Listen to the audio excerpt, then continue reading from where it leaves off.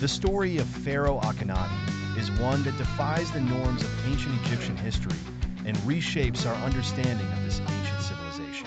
Akhenaten, originally known as Amenhotep IV, ascended to the throne during the 18th dynasty around 1353 BC.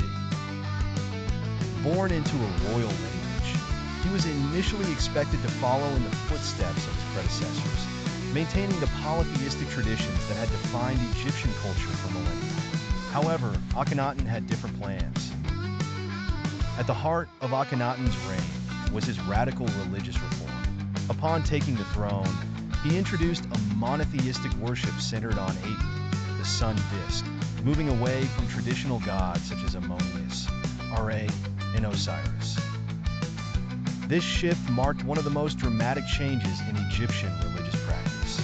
The clergy, who held immense power through their work with the pantheon of gods, found themselves at odds with the pharaoh's new vision. Temples dedicated to other gods were closed or repurposed, and Akhenaten established a new form of worship that focused exclusively on Aten. The artistic and cultural landscape of Egypt also transformed under Akhenaten's rule.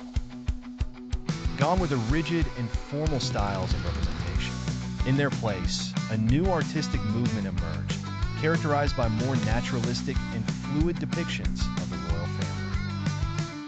Akhenaten himself was often portrayed with elongated features and a protruding belly, a stark contrast to the idealized forms of previous rulers. His wife, Queen Nefertiti, and their children were also depicted in intimate family scenes that emphasized the devotion to Aten. To further solidify his religious and cultural reforms, Akhenaten commissioned the construction of a new capital city, Amarna, located on a previously uninhabited site. Amarna was envisioned as a center of worship for Aten and a physical manifestation of Akhenaten's new work. The city boasted grand temples, palaces, and residential quarters, all built in a relatively short period. Life in Amarna was markedly different from that in Thebes, the former capital, showcasing new architectural styles and urban planning that reflected Akhenaten's revolutionary ideas.